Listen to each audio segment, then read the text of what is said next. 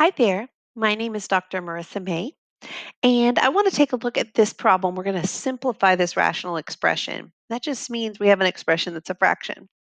I think our first step is going to be to factor.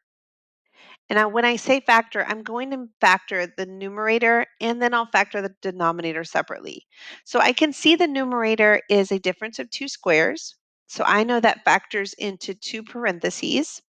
The square root of 9t squared is 3t, so that'll show up at the beginning of each of our parentheses. And then the square root of 49 is 7.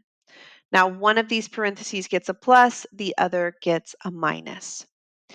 Now, as we turn our attention then to factor the denominator, I see it's a trinomial, and notice that it has the 9t squared at the beginning and the 49 at the end. That leads me to believe this might be a perfect trinomial, which just means that when I factor, both parentheses end up being the same. Now, I know these are going to be minuses here because I see that minus in the 42. Now, because I've factored it now, I see that the 3t minus 7, just one of those is going to cancel.